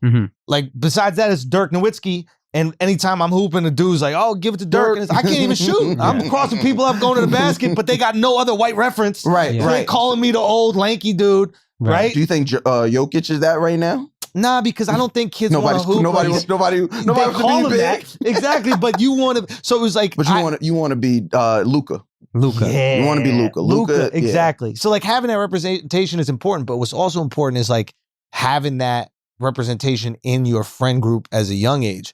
Because like then the things you learn, the words you learn, like it just becomes so second nature. Like that's almost like when you see these, and that's the crazy thing about the internet is like you see these white kids in the suburbs like doing dances, wearing clothes, and using vocabulary that they would have no access to without the internet. Yeah. Like, and that's when it becomes the problem. Because now they don't even know that it's bad. You don't know it's bad. You don't know how to reference. You don't know how to have any reverence for it. You don't know where it's from. You don't know where it's from. So now you look at this kid and you're like, sure, the commerce side, all right, he bought all the sneakers. But now because you bought all the sneakers, you just made it harder on somebody else. Nobody thinks about that. Everybody thinks, oh, it's the sneaker game. You got, and they're not even thinking about it. They're innocently just buying the sneakers because they think it's cool. And now you take them all, and now the poor person or not the poor person, let's say, because I don't want to offend anybody. The community was made can't access the sneakers. Can't access the sneaker. The person who was inspired and came from that community and said, I'm going to make something that has reverence from where I come from. Those people that live there can't get to it because you took it over there. That's the bigger view of what appropriation looks like. And then that's the tricky thing is like, how do you solve that? Because you don't want to say bring crack back. Yeah, but you got to put in another neighborhood. They did that. You got to put it. You got to put it in. They did it with fentanyl and shit. Are black people happy about meth? Very happy. Yeah. And I'm so glad. And I'm so glad you asked me. I feel so well versed to answer that question. I've been waiting to answer that question. Okay. We're very happy. It is. In a comic sense. All these TV shows coming out with about the opioid crisis, we're loving it. We're loving it. Because we loved The Wire. Yeah. Oh, but it was just a little bit triggering. It was too close. No, it's nobody. We don't know anybody locked up for meth. We don't know nobody locked up for meth, so it doesn't bother me. So now you see how much fun white people had in the 80s. No. Yes, I do. I will say this though. No, because they just find other reasons to lock us up now. Okay, fair enough. Are you protesting us killing you? Yeah, you're going to jail. Into jail. Get him out of here. Bells won't bail you out, but you'll be there. Taylor got 500. Taylor got 500 on it. True. Yeah, the meth thing is interesting. The meth thing is interesting because like the punishment adds up. What do you mean? Or like, okay. So meth is just, what is meth essentially? It's like opioid. Adderall or whatever like that. It's like Adderall, but like a crazier version of it.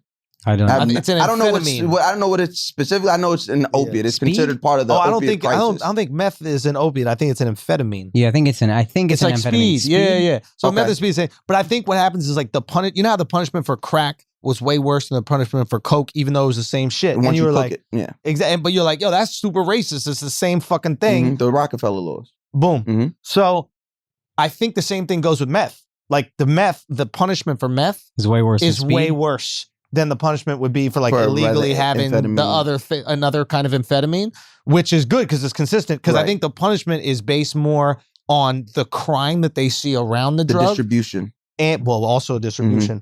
And I think that's what was also happening with crack. They're like, oh shit, there's this crime that's going on. Now it's completely fucked up. It's racist, absolutely. Right. But these rich people could do coke. And then when they started to get in a problem, they're like, oh, I'm just going to rehab for a little bit, clean my shit out. And with crack, it was like, ain't no fucking rehab in Utah for a couple months. It's, no, I'm addicted to it. And maybe it's proportion to the addictiveness of the drug. Like crack, you're so fucking addicted. From what we were taught, so it's your life is over with one puff. Coke, they tell you your life is over with one puff, but you start to get a little bit older. You're like, I don't know a lot of functioning crackheads. I know a lot of functioning cokeheads. Bro, it's crazy. Yo, these kids, coke is a party drug now, yo. Yeah. But I thought it always was. In the 80s, but not with kids. It was like fucking stockbrokers or whatever. There was still like, at least when I went to school, there was a little stigma to it. Like motherfuckers were like, I don't know, they could do it, but at the same time, it would be like, oh, you're doing coke. I never heard anybody doing coke in my suburban high school, soft high school. Oh, I meant they college. were doing College, going to college, school on Long Island. They was doing coke. Really? They was doing coke and they was doing and drinking. They like kids was drinking when we Right. were in like 6th, 7th grade. By the time we hit high school, they was doing coke. Really? Yeah, I didn't know what the fuck a bump was. And I'm like, what niggas doing? When I heard bump, I thought they was talking about wrestling moves.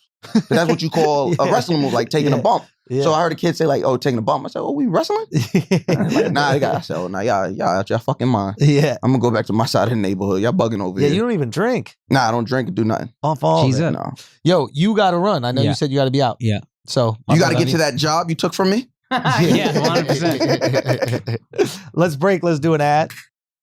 All right, guys, we're going to take a break for a second because I need to talk to you about Upstart. Are you carrying a credit card balance month after month? You're not the only one. High interest rates make it hard to pay off your debt, but Upstart can help you, okay? Join the thousands of happy borrowers who made that final payment. Upstart is the fast and easy way to pay off your debt with a personal loan, all online. Taylor, what else do we have to know about Upstart? You see, the thing is, whether you're paying off credit cards, consolidating high interest debt, or funding personal expenses, over 500,000 people have used Upstart to get a simple fixed monthly payment. Unlike other lenders, Upstart looks at more than just your credit score, okay?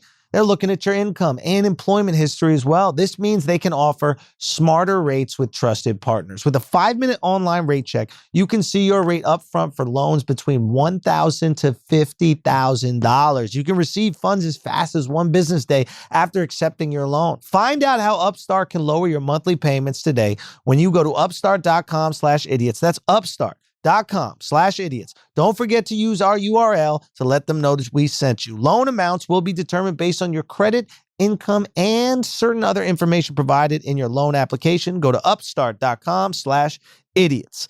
And this episode is also brought to you by Squarespace. Domains, websites, online stores, marketing tools. Squarespace is the all-in-one platform to build a beautiful online presence and run your business. You'll find out what you need, whether you're showcasing your work, blogging and publishing content, selling products and services, announcing upcoming events, or anything you can dream of. Buying a domain from Squarespace is easy because there are no hidden fees or price hikes. And get to know your audience with their analytics tools. Those include insights on page views, traffic sources, time on site, audience geography, and more. Let me tell you something. It's so simple, okay? You can start with the design templates and use drag and drop tools to make it your own. All websites are optimized for mobile. Your site looks great on any device. Every Squarespace website and online store comes with a suite of integrated features and useful guides that help maximize prominence among search results.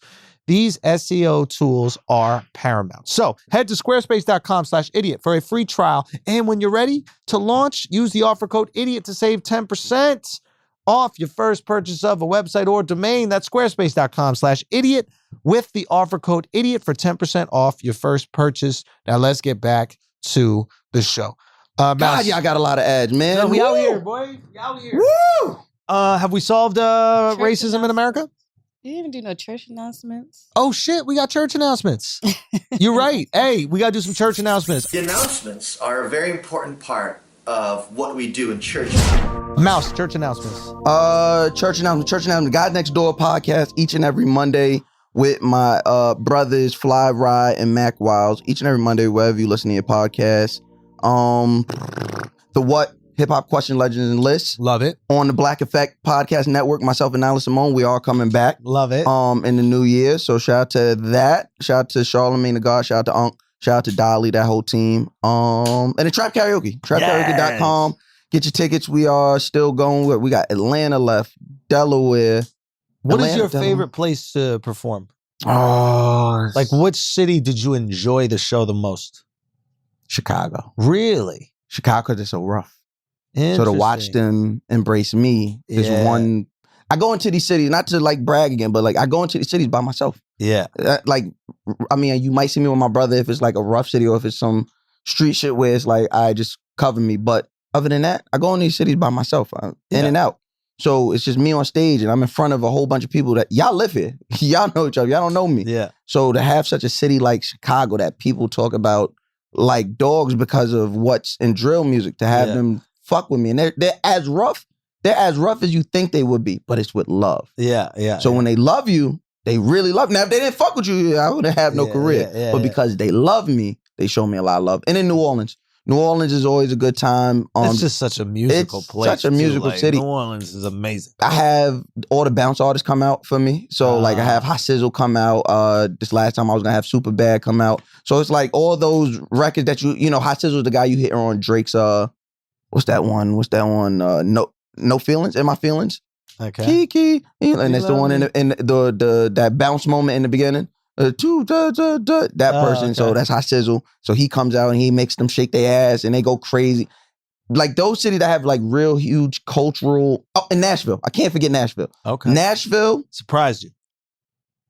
bugged. I didn't expect that. Yeah. I didn't expect that. We went to Nashville and I was like, oh, we'll probably never be back here. Yeah. We've been back like 4 times, sold out every time. Yeah, Nashville is the shit. Great music city again. Great music city. Yeah. And always New York. Yeah. And I bought Pop Smoke's mother out this time. Oh shit. This last time, so I bought Pop Smoke's mother out. Next time you're in New York, I'm in there, bro. Listen, that's without a doubt. Yeah, next Without time a in New York, doubt. I'm in there, bro. Listen, I'm singing too. You had no choice. you had no choice. You might guess you had no choice. Hey, Taylor, what we got, man? Some church announcements? You. Okay, I'll go next. You didn't I have was one, just Taylor? saying for Bully I the mean, I Beast or do. something you wanted to shout out. But we announcing the Canadian leg of the Infamous tour. Just to fill you guys in on some of the controversy that's been going on. There was this venue out there that found out that we were going to perform there, and then they said we couldn't perform at the venue, Massey Hall, because of inappropriate jokes. So we moved it to another venue, and the great people of Toronto, they liked the inappropriate jokes, so they sold that shit out 3 times, and it was crazy. And we said, you know what? I'm not going to let these venues decide whether or not we give the Canadian people the jokes that they want, the jokes that they need. So we're going to do a Canadian leg of the tour. Those tickets are up right now. Pre-sale code is Schultz, SCHULZ, and we are coming to Vancouver, Montreal, Winnipeg, and Calgary. Obviously, we have the shows in Toronto. Fuck it, we might add another Toronto show because You got Toronto to host the so Toronto much shows. love, I man. love Toronto. Toronto's amazing. Yeah, Toronto's I'm coming to the Toronto shows. You got to come Yeah, through. Those I'm are going to be coming. wild. That's going to be a wild time. So yeah, theandrewschultz.com. Make sure you use the pre-sale code. The regular sale goes on sale Friday, but get there early. You could do that right now. And just more cities. Go to theandrewschultz.com. We added more cities to the tour. Also, I'm getting married. Not going to stop? The goal is to go through the New York show here. I have a show in Atlantic City after that one, but the New York show here, Radio City, The 16th. the 16th, April 16th. You got to be there, bro. Oh, That's gonna we be already fun. spoke about that. I'm going to be I know. there. That's going to be fun. But so yeah, the goal is to go through that, and then I want to do. Well, I can't announce it just yet. Oh, that's Yeah, my yeah, favorite. yeah, yeah. Those are my favorite ones. We're gonna do some fun shit. We're gonna talk to us, Taylor. Also, go to Bully and the Beast podcast, Instagram. Go to the link. We got a live show coming February 5th. And for those who, I know how New York is with like, vaccine and cars and everything, you guys can stream too. And they're actually cheaper than the other tickets to actually be physically there. But yeah, there's going to be games, special guests, and Wax is going to give his idiotic, brilliant advice live. And so will L'Oreal. Well, So I'm gonna check be out- there if I'm in town. Yes, check out You said February Podcast Frenemies, February 5th. That's my At- parents. That's at my the parents' birthday. I'm going to bring both. I'm going to bring them. I'm bringing Okay. I'm They got bringing the same At the birthday? Yeah. Cabby. Well, year apart. Get out of Yeah, here. February 5th and 6th. I mean, February 5th. One was born. My mom's older than my dad by a year. Get outta here. Well, bring Yo, them all. honestly, that's fire. There's nothing. I can't compete, bro. No, I mean just like for the both of them, it's like let's just do one party for both of us. Oh, here goes the other part. Neither one of them give a fuck about birthdays. Of course, So they just be like, they chill. they chill. They don't care. They're not high strung Yeah. about none of this shit. Yeah, I love it. I love it. I love it. I love That's it. because they're Aquarius. Al. But wait, I'm not done. Oh shit. Nobody listening to this shit for that. Let's go. Come on. I'm just saying it's at Go, the go. Caveat Theater. That's it in New York What City. what theater? Caveat? I think that's how you say it. What was that, Midtown? Caveat. Sure, let's go with that. Caveat Theater in Midtown, and they can get tickets at. At the Bully, it's an Eventbrite, but it's go to Bully and the Beast podcast Instagram, or anywhere. It's gonna be on Brilliant Idiots too. So Awesome. we're gonna put the link on there too. And we're gonna be in there. If I'm in town that weekend, I'm there. I promise. Same. It's on the weekend? What day of the week is it? Do you It's know? on a Saturday. Saturday. If I'm in town, I'll be there. Thank you. I'm excited for your first show. Al? And we're recording at WTF Media Studios. If you like the quality and sound, come here, book your session, WTFmediastudios.com. Yes, sir. All right. Let's wrap this up. Let's do some Asking Idiots. You boy got to make a bowel movement. Your boy I got to move some units. Let's see what we got here. So this is based off of, I guess, earlier, how you called out Alex for... That's funny. Mr_E_Lee. Can we create a positive stigma for blacks to join law enforcement? Be the change. That's a good question. No. I think that's a good question. The answer is no. Okay, Nah. talk And to me why. I know a white person asked that question. The answer is no, because Mr. E. Lee? It's either black or Asian. No, Mr. E. Lee, Robert E. Lee. Oh, yeah, that's a white guy. I told you. He thought he was slick, huh? He really thought he was slick. Removing Robert. Ah, ha, ha. Very funny. Okay? The reason I say that is because, one, the inherent, the history of the police force, they were slave troops. Okay. They were slave catchers. That's where policing comes from. I don't subscribe to that. You don't subscribe to the truth? I don't know There if that's was entirely no- the truth. So there was no, if we go I've back. heard this rumor, It's not a rumor. You can. but what you have to understand is Okay, that I'm like listening. police forces have existed throughout humanity. It was either the army or Mhm. somebody that was making sure that the law was upheld. Like Rome, I'm sure had Right. like a police force. Right. So to say that its only purpose was to, Which was the army, which I agree with you. So during that time, during antebellum times, the army was the people. You would see the troops visibly in these villages. right. Once slavery became a thing, they said, well, it was always a thing, but once it became the number one export-import for America at the time, Right. they said, oh, well, we need somebody to go catch these when they try to run away. And we need to go get some more, because people tend to forget. Slavery, terrible thing. Let's not ever forget that. Yeah. But people tend to forget, not all white people could afford slaves. It was expensive to have slaves. Yeah. So what would somebody do who's trying to cut costs? Oh, I can't get the real one. I can't get these slaves the right way, or Yeah. I can't get these slaves the way everyone else. I can't purchase them the way everyone else does. Yeah. But I do know somebody who's out here snatching free black people and selling them cheaper. Ah, so there was like a white Omar. There was people robbing the dope dealers. Is that what you're saying? What I'm saying is there were white people that Right. were going out catching free people and Right. selling them into slavery. Got you. And that is how that's how people cut costs. Got you. So to do that, you were using either these vigilantes or these, one-off people, Right. or you were using the slave patrol. If you look at these badges Right. badges are the same badges they were using back then. Right. So if Right. you ask me, is there a way for black people to infiltrate that and change it? No, because the black people that are going into it are being indoctrinated with that same bullshit. Right. So now they're just doing the same job as the But white there was man. police forces in places that didn't rely on the slave trade as well. There's no question that was part of the job. Mhm. I think that it's kind of misleading to say that was like the sole purpose of the job, and then all of a sudden they started policing other things. Mhm. You know what I mean? Like I get you. I think that. Yeah, I there's no question that there's a history of it Mhm. and it's fucked up. But I do think that you can enter certain spaces and then change those spaces, man. Not when it's something that's insidious like on. this. Come on, son. So there's Oh crime. man, No, Cop, no, I'm Cop just saying- Alex here. You know, you're familiar. There's crime everywhere. There's crime So- everywhere. Yes. Would you prefer someone from the culture to police their own than somebody outside the culture who may not know how things go down, and then they're going to interact with people of a different culture in a way that they're not used to? So That's a good point. there's like people, let's just say white people will go into a neighborhood that they don't feel comfortable in. So Black they're people a little- going, but the black people in these uniforms going in neighborhoods that they're not used to. Yeah, but and I'm they just have saying, the same what reaction. would you prefer?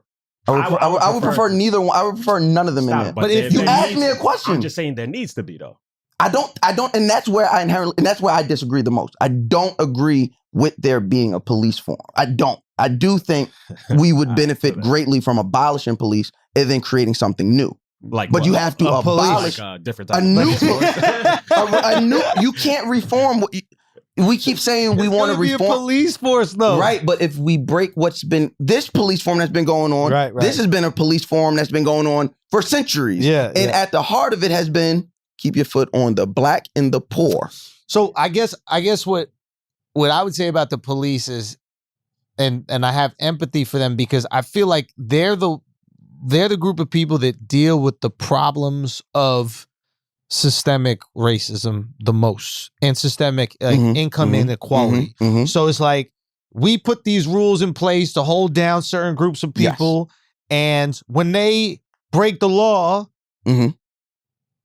I don't want to say maybe largely, but when they break the law because of the situations that they were forced to live in, we got one group of people who got to punish them for breaking the law. Right. So it's like, now it's like you making these cops deal with all the fuck shit that politicians put in place. But what about for years? So you see what I'm trying to say? It's but like, it's become but like that police didn't make redlining. But they help enforce it. Of course. And you know why they help enforce it? Because they benefit from it. Why? Because they don't want to live next door to niggas either. Sure. They benefit for it. I hear what you're saying right there, but they're also doing it because, now I'm not saying you should just do your job because you should. Like, that's wrong. Like, that's what the fucking Nazis did. Like, they were doing They just did their job. You don't do that shit. But what is it? Like, you have a moral obligation to break immoral laws. That being said, I do empathize with the position they're put in where we just make them be the one-stop shop for all the fuck shit that we did throughout history. It's like, we got to also take some accountability. And then we got to apply some change to that. What I'm saying is just scrap it. But they don't want the change. I guess what I'm trying to say is if we just scrap it and make a new version of it. The new version got to be better. Yeah, it's got to be better, but it's going to still deal with all the problems we made. So same problems are going to arise. Income equality doesn't go away. Income equality doesn't go away. But with something new, you have new eyes viewing income equality. What about this? You start fixing the problems that cause these situations, right? You start dealing with income equality, you start dealing with mental health. Don't you think their job will have less fuck-up-able situations? No. See, I think their job will have less fuck-up-able situations. Because the job isn't something they're stepping into. They're enact. No. These cops that we're talking about, with these fuck-upable moments that cost black people their lives. Yeah. Everyone, I know other people die, but numbers, black people are dying the most out of these fuck up situations. And what happens is, it's not so much the job. It's the people going into the job. So the uniform is the uniform. The person that steps in the uniform already has a fucked up view of black people, already has a fucked up view of white people, already has a fucked up view of poor people and who is deserving of what. You get what I'm saying? So now they just now this uniform just gives them the wherewithal, the ability, and the confidence and courage to act on it.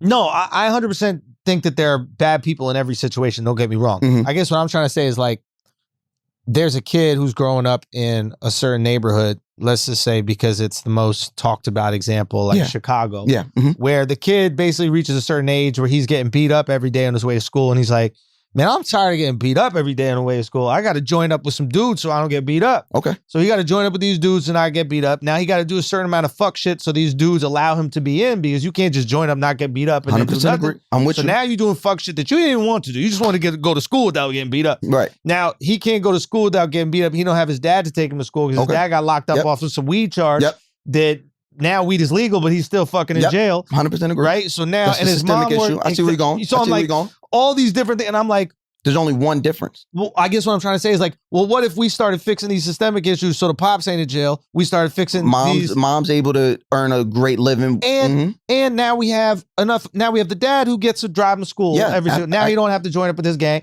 and now all of a sudden you have a kid who's not walking around the streets with a gun, gets in an altercation. And I have to boom somebody. And maybe he doesn't, or maybe a cop is hearing, oh shit, these kids in this neighborhood are crazy, violent. He hears about all these shots. Now the cop is walking in that situation, black, white, Asian, doesn't matter what the cop is. He's walking in with this gun ready to go because he's like, oh fuck, I hear these kids are shooting. No, the way you solve that, at least for me, is you fix the problems that almost force that kid into that life. If you make him not have that life, you fix those problems. Then the next time that cop sees that kid, he's dapping him up at a fucking police athletic league basketball game. A few things inherently wrong with that. One, I think the first one I would address is the fact that I do agree with you with fixing systemic issues. I don't want this to be taken that Mouse does not believe. I believe the systemic issues are at the root of the problem. But triage to me says, if somebody comes in with a bullet hole and they got diabetes. Let me try and stop this. But let me stop this bleeding before I start talking about the motherfucking diabetes. Yeah, right? I'm with you. Yeah. The bullet hole right now is us dying at the hands of police and no one being held accountable. Yeah. Right? So yes, the systemic issues need to change. They need to be high on the priority list. Yeah. But what we need to do is immediately stop the bleeding, which is the black bodies that drop and nobody is held accountable for them. Yes, I agree. Especially when it's done at the hands of police. Yes. Right? So that's what we need to stop. Then the other thing is How? By just getting rid of all police? No, I think at the greater because that they got rid of police and then the deaths went up what was that in everywhere where Seattle? they got rid of them. I think that happened in Portland. It happened. I think, but it happened in Minneapolis. Well, I don't think it's fair to. Police that happened. deter crime. I'm not saying they're the best. They're the best. That we can't improve police, but you can't. I don't think we can because they're doing exactly what they're to do. Well, we can make change. I guess that's a longer discussion. But like, I think we can make a better version of anything. We can make a better version of an electric car. We can make a better version of the police force. We can make a better version of. I don't think we can make a better version of this police form. You don't think I don't think we can because it's in. Like I said earlier, that shit is incessant. It's in the blue. That's what this shit is. The fucked up way to view black and poor people, it's in the blue. You wear that suit, and that is the thing. You talk about the quotas. Yeah. You talk about people pulling you to the side. Hey, you didn't pull over enough people this week. You know where you got to go and fix that. Yeah. That's a real thing. And when somebody stands against it, they silence them and get them the fuck out of there. Yeah, yeah. So maybe we need people of color in those positions of power so they don't get the fuck out of there. Like Eric Adams? I don't know. No, Eric. it doesn't work that way. Yeah. They get those people out of there. Yeah. Because now he's mayor. And watch what the fuck. Yeah. Me and Alex are fucked. He's not. He's not for us. That's what I was saying. No, we're fucked. He's Team Blue. He's a cop.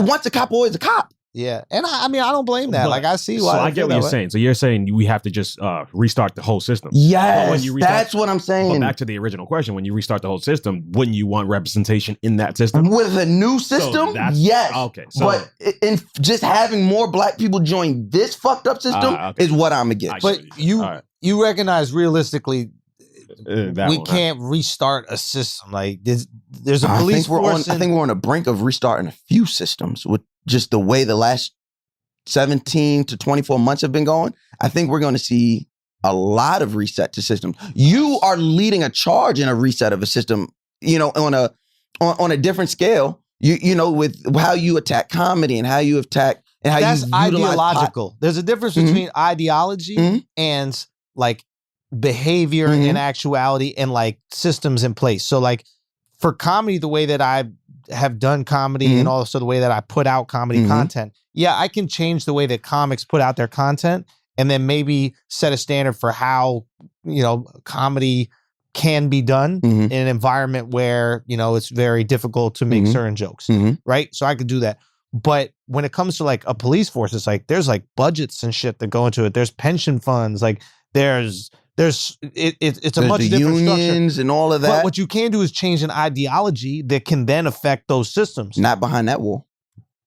That's where you and I behind that probably wall, disagree. That wall that says if a woman cop is raped by another cop, you shut the fuck up. If a cop I didn't know that was the rule. Well, that code, Alex, tell me where I'm wrong. The code of blue, that blue wall of silence. Female cops. Nah, I mean, like if you just do anything, it's hush hush. Everything stays in house. Right. No one gets in trouble. No one speaks up. Like that is we take care. We police our own, but there's no policing. Yeah, but like a woman cop can't. Right? That's that. Wait. So listen. I forgot where I just seen this shit. Why isn't she the code? Why isn't she the blue too? What happened to protect the blue? She's blue.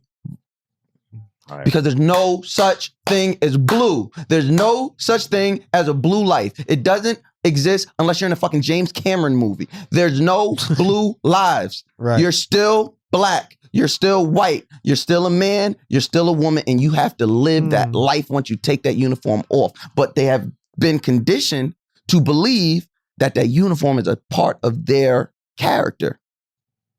Mhm. They'll protect the blue before they protect black, white, yellow. Mhm. And that is the thought process. We have to do away with that. We have to destroy that system and let a new one begin. But as a former military member, you were a part of the same system. It's a little different. Because that's why you call it. That's why the police are called a paramilitary. Kill other paramilitary. people, and you have no idea why you're killing these people. So I can come home, but it's an equal threat.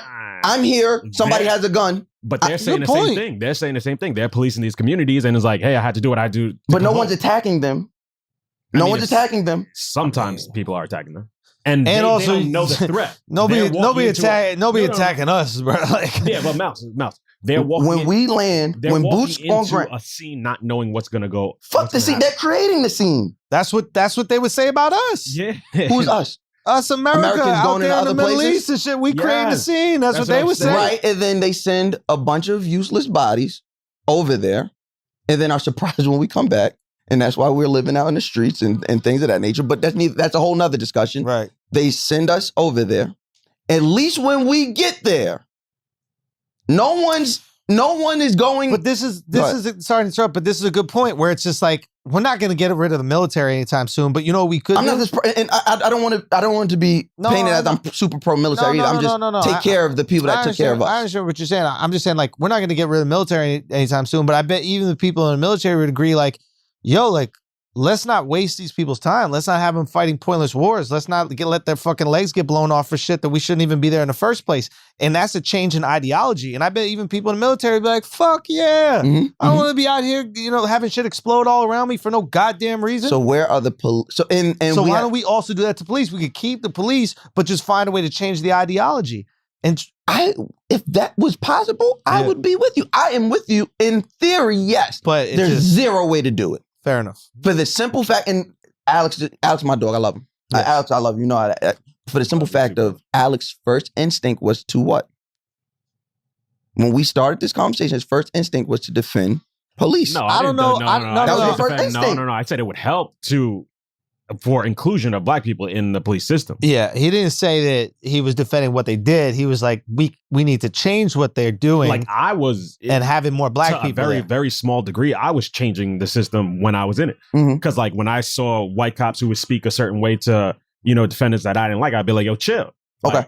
So it's like that's changing the system from within, and you can only do that unless you have some representation. And you create a more passive environment because now when you're talking to these people, you're talking to these defendants.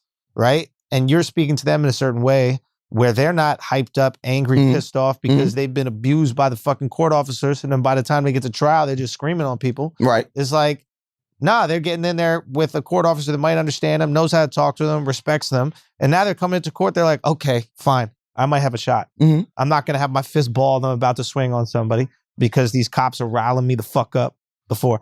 I don't know. I could see little change, but I could also see how someone who's, have your experience could think that it's impossible for change to happen. We just keep looking at it, right? I've been out the streets. I just know how great white people are. Oh, shit. I know what we're capable of, and I know that we can be the change we want to see in the world. Listen, we all know. Cishet white males. We all know what y'all capable of.